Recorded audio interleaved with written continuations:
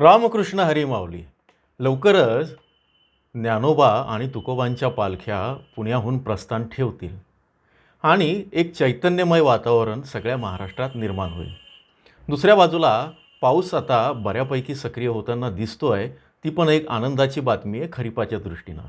मात्र असं असलं तरी मागच्या 3 दिवसांपासून कांद्याचे बाजारभाव अनेक ठिकाणी ₹200, ₹300, काही ठिकाणी ₹500 कमी होताना दिसत आहेत.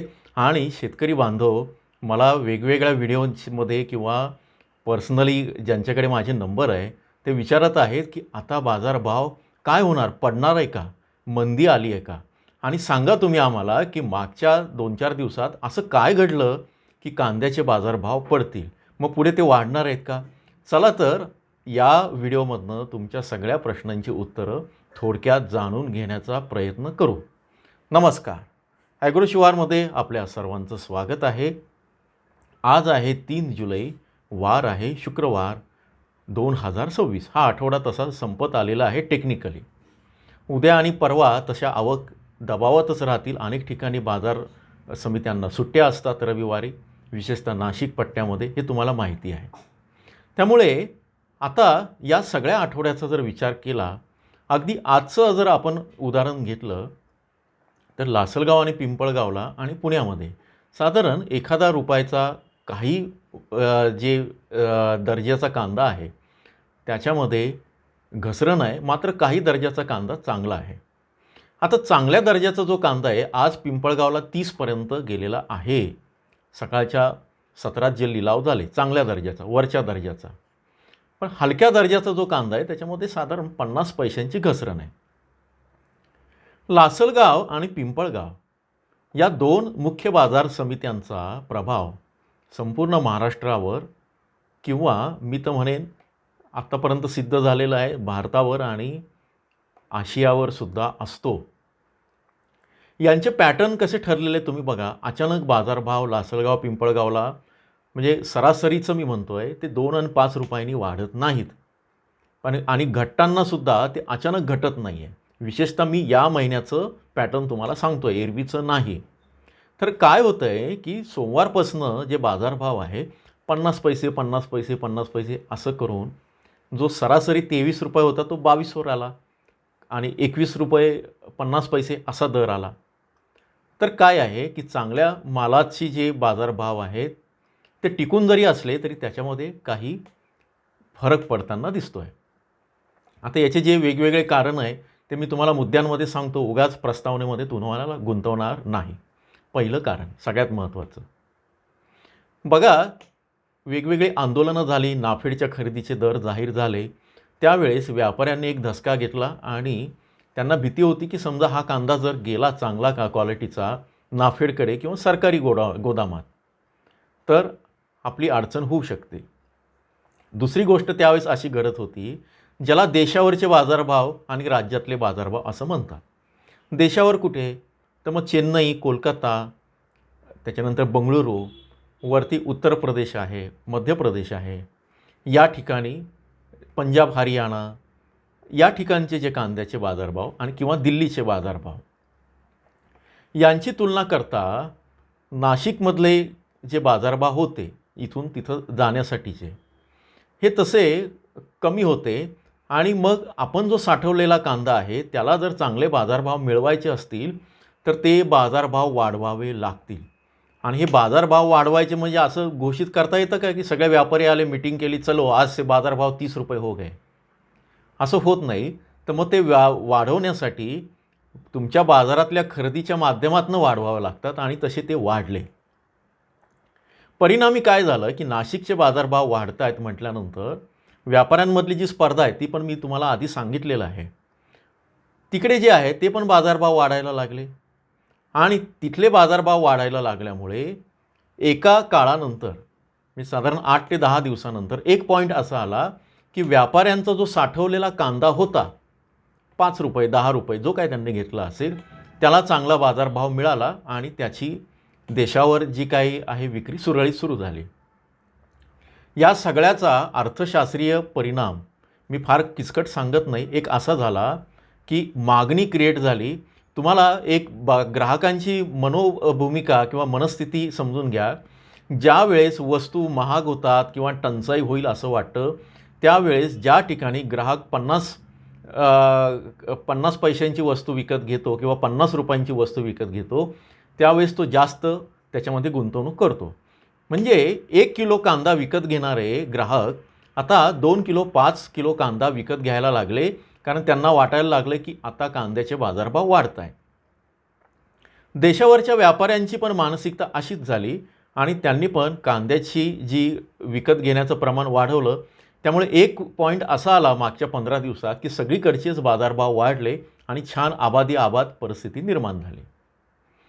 आत्ता काय झालं आहे की आता देशावरचे बाजारभाव 30 रुपयांवर पोहोचले, पण इथे मात्र पुन्हा पाऊस, त्याच्यानंतर कांदा खराब होण्याचं प्रमाण आणि तो खराब जो कांदा आहे डॅमेज माल की जो प्रवासात 2-3 दिवसात 4 दिवसात तो खराब होऊ शकतो, याचा परिणाम असा झाला की इथले व्यापारी कांदा विकत घेत आहेत 28 रुपयांना, देशावर जे बाजारभाव आहे ते 30 रुपये आहे किंवा 25 रुपये आहे.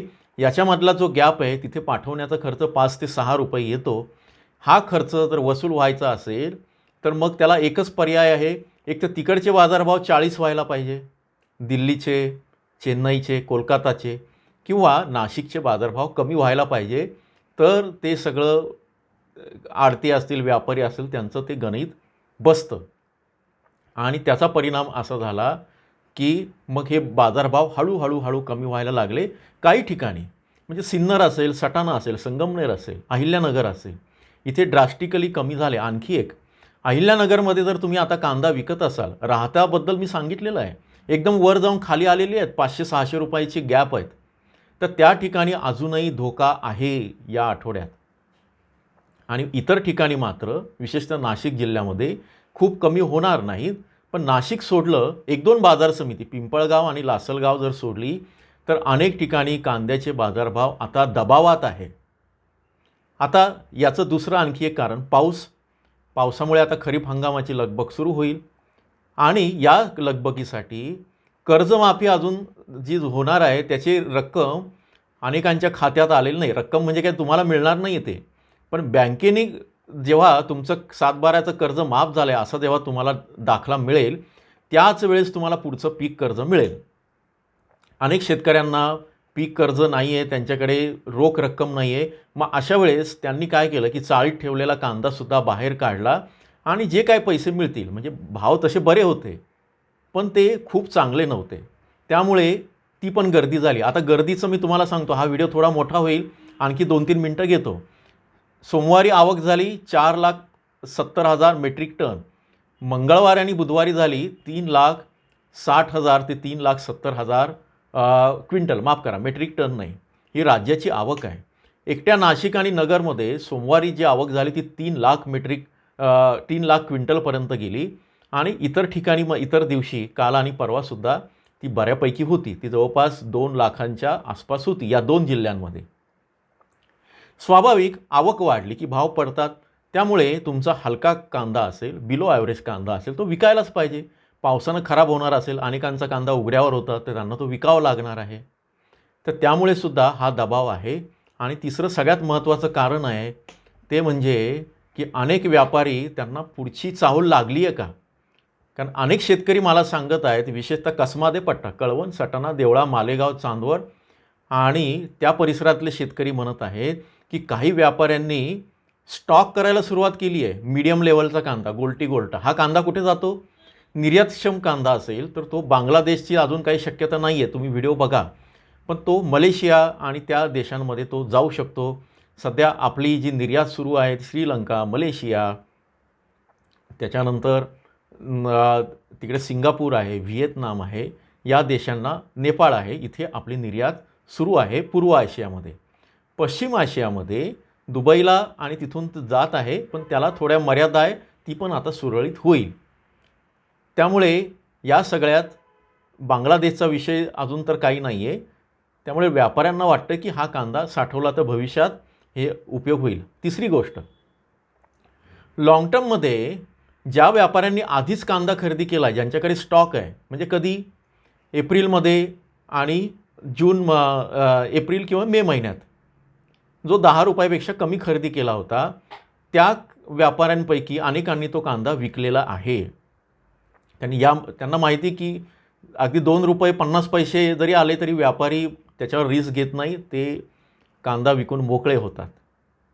आणि जे व्यापारी म्हणजे शेअर मार्केटमध्ये आज शेअर घेतला उद्या विकला आणि लाँग टर्म शेअर असतं, जे व्यापारी रोज खरेदी करतात आणि रोज विकून टाकतात, त्यांना मात्र त्यांच्याकडे स्टॉक नसल्यानं ते थोडे थांबले आणि त्यामुळे बाजार व्यवस्थेवर परिणाम झाला. आता आणखी एक गुंतवणूकदार पण होते परदेशातले, जसे तुम्ही काही सुवर्णकार मंडळी आहे, लोकांकडनं दर महिन्याला 200 रुपये 400 रुपये घेतात आणि मग आपल्याला दसऱ्याच्या दिवशी एखादं ग्रॅम सोनं ते देतात, स्कीम असते.